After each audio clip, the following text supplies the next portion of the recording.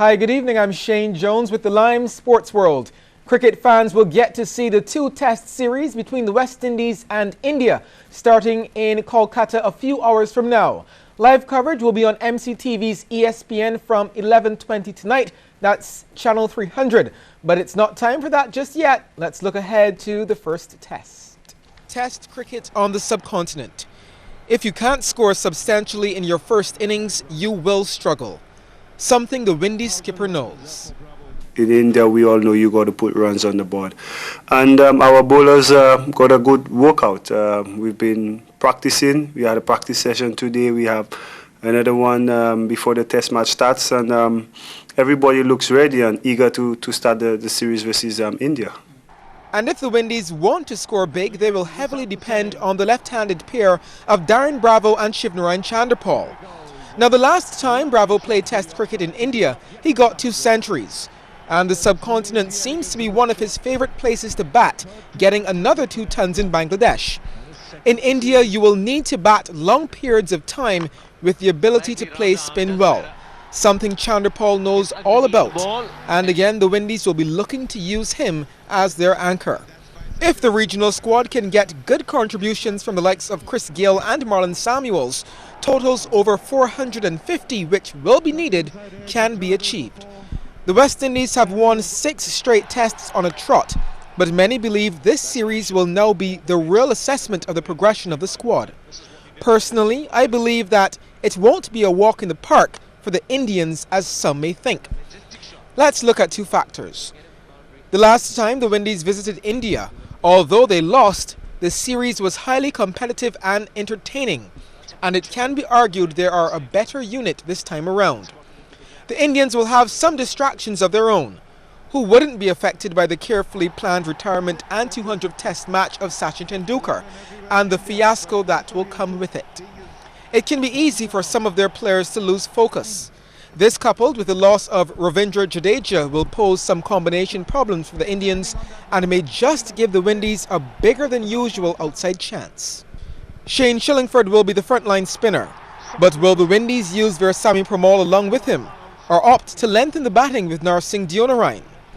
Captain Darren Sammy has described the surface at Eden Gardens as a 4th-day pitch, even before a ball has been bowled, so we will see what approach management takes.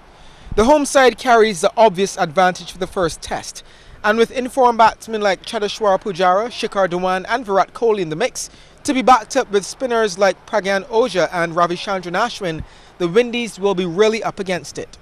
However, if Tino Best, Kemar Roach and Darren Sammy can take some wickets at the top before the spinners have a go, things could really get interesting. Stay tuned. Demar Graham registered a 7-wicket haul to lead St Jude's to a 13-run victory over Mount Tabor in the Guardian General Herman Griffith Primary School's cricket competition today.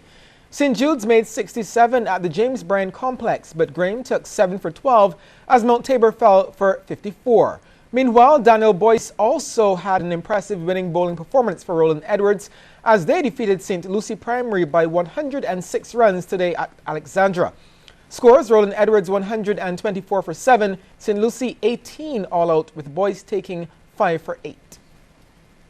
St. Michael North needed a victory to stay alive in the David Thompson Memorial Football Classic, and they delivered.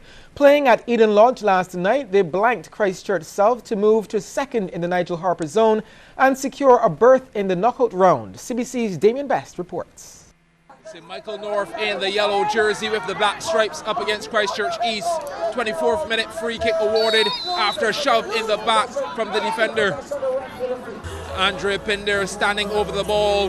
The shot takes the deflection and the goalkeeper wrong-footed. St. Michael North on the score sheet, 1-0. Still in the first half, searching for goal number 2. A free header should have gone for the goal. A wasted opportunity. To the second half then, after a nice build-up, clear release down the left, ball across the face of goal, and there's Pinder at the back door for his 2nd of the night. 2-0. St. Michael North large and in charge. St. Michael North needed to win to stay alive in the tournament. Jamar Guizetts gets a lovely through ball and the placement is delightful. 3-0 the scoreline. Christchurch South would get a consolation in the 70th minute from a free kick, and check this out for a header at least 20 yards out and buried. Theo Rock, the goal scorer, but that was all she wrote.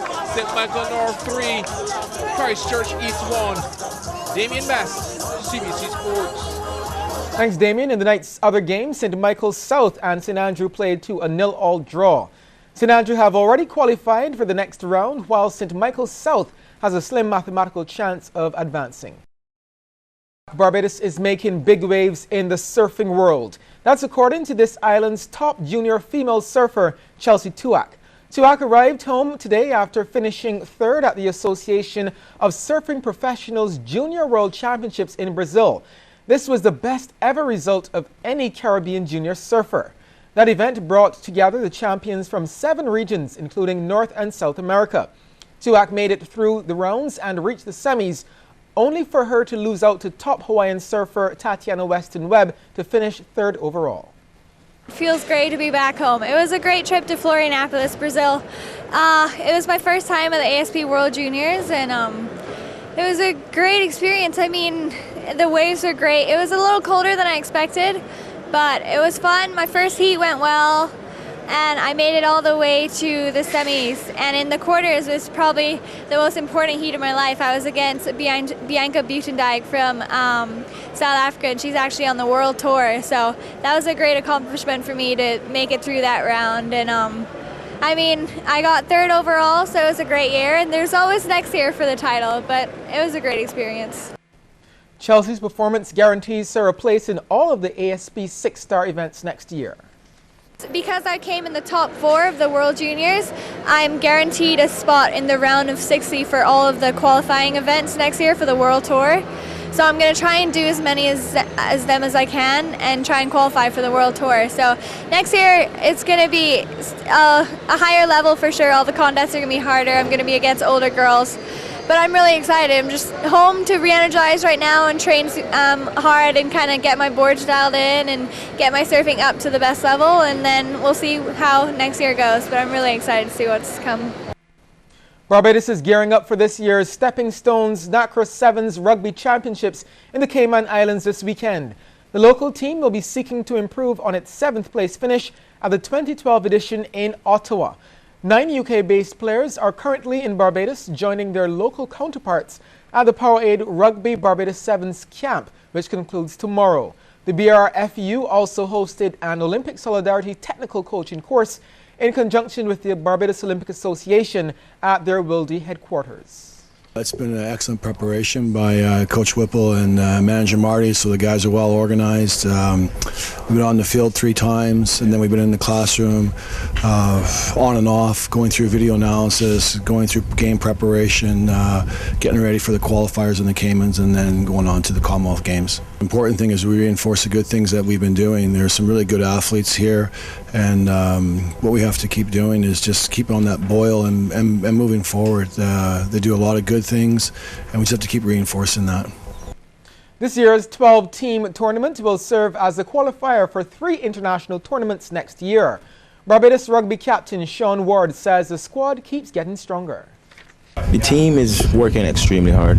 Guys give up a lot of stuff to be here, give up a lot of different stuff that I know they would rather be doing, but nothing as important as this right now. But preparations are going pretty good. Everybody's putting the work in, eager, very anxious to get out there, and we all been making it hard for each other. Big competition going on in the camp, so it's been heavy. Not many of the other teams have been putting in the work and have the background and the expertise of our coaching staff, and everybody pushing us and pushing us forward. So I think our chances are very high, and we should really give them a run for the money this time.